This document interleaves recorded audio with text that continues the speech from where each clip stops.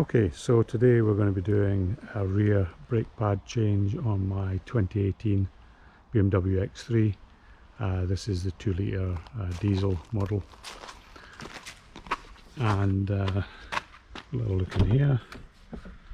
We have a brake warning light and message in the display to tell me I need to change the pads.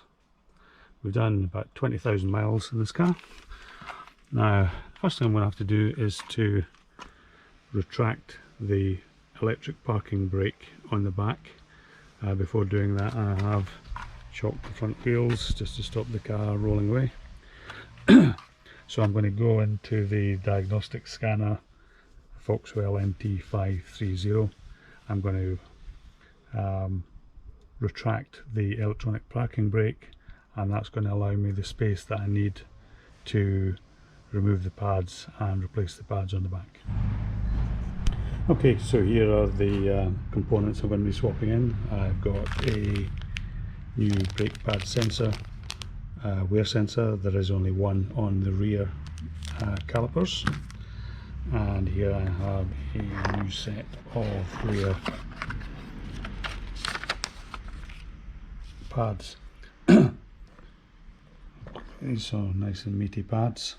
One thing I noticed straight away is that there are actually some slight differences in the pads, and in terms of where the wear sensor sits. And I've only got this little document here. It tells me that the ones with the wear pads sensors should be on the outside of the wheel. So that's this fellow here. Also in this kit, they have 4 new caliper bolts with a little bit of thread locker on them. So I've plugged in the scanner. This one has the BMW diagnostics and also Mercedes diagnostics loaded. I'm just going to go into BMW.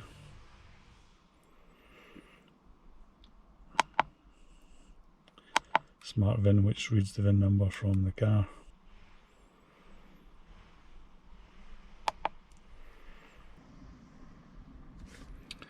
Okay, now what I need to select is special functions, and now I have my menu here. Select electric parking brake, the workshop mode.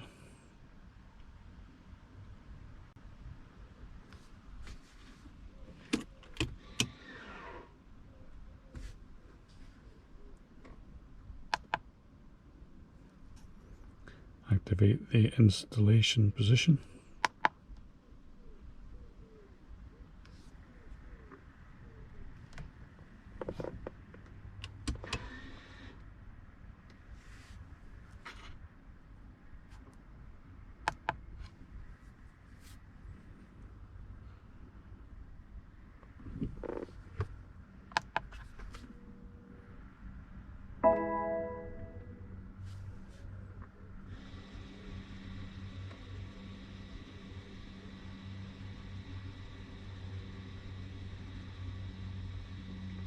So I can hear the brake unwinding.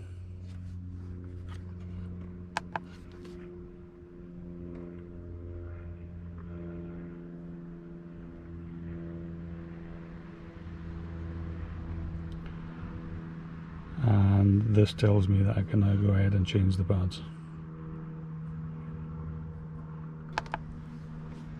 Loosen the wheel nuts while the car is on the ground.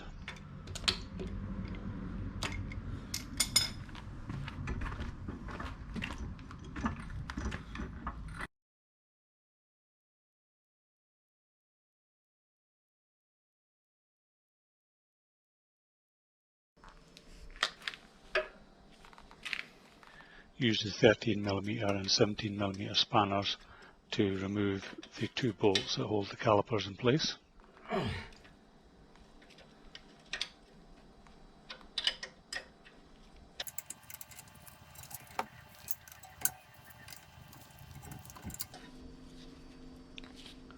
The brake pads lift out quite easily.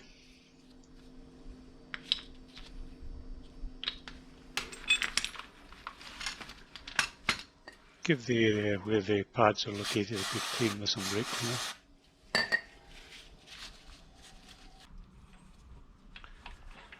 Now, although we've retracted the electronic parking brake, you still need to push the piston back into the caliper to make space for the new thicker pads. Now, you can usually do this with by hand, but I happen to have a brake caliper retraction tool, and I decided to use that just to push the pistons back into place.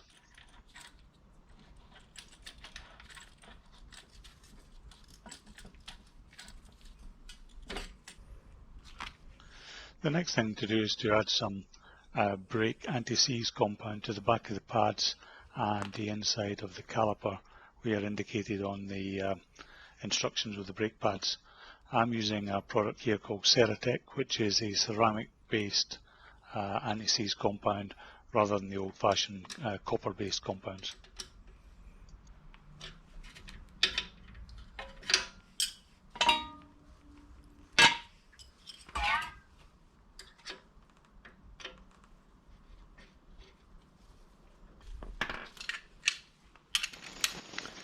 Use a torque wrench and a 13mm socket to tighten the caliper bolts up to 35 Newton meters.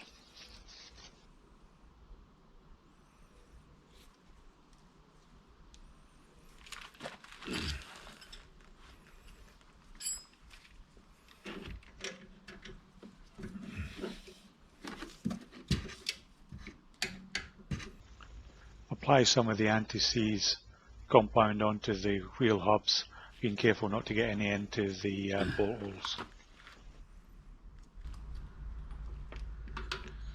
Lightly fit the wheel nuts, then lower the jack so the wheel is just touching the ground to stop it moving, and then torque up the wheel nuts. On this 19-inch wheel, the correct torque is 140 Newton meters.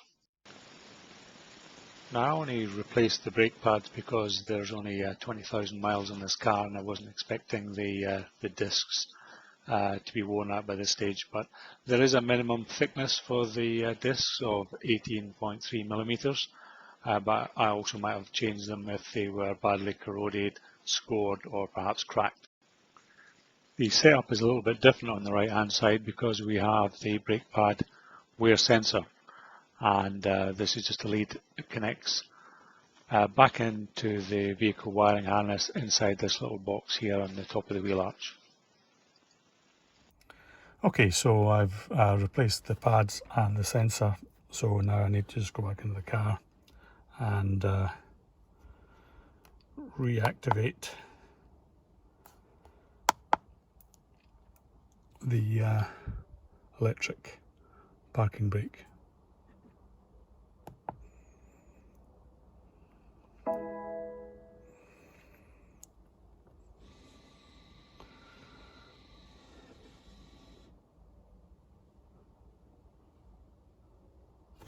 And press again just to check.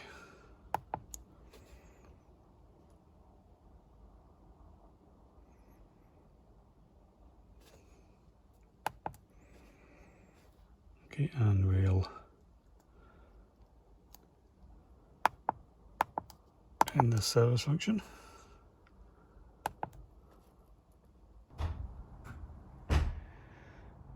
Okay, so the tools I've used to change the pads. You need a jack, a couple of jack stands, and a wheel nut to be able to get the wheels off. Really, you only need a 13mm and a 17mm spanner. The 17mm spanner needs to be quite thin. If you've got a really thick one, it can tend to bind on the other side. I also use some brake cleaner and some ceramic brake grease. Optional tools, but very helpful. Torque wrench, 13mm socket, a brake caliper tool just to push the piston back in. You don't really need to use that, you can just use screwdrivers but this I had the tool, so I decided to use it, and I've used the Foxwell tool to retract the back caliper. Now, I found the menu for resetting the brake warning light to be a bit confusing, so in the end I ended up using the usual tool, which is just a little button beside the instrument cluster. Press that in for about 5 seconds, bring up the menu, scroll through by pressing the button until you get to the brake, hold the brake button for a while, release it, hold it again, and that resets the brake warning light.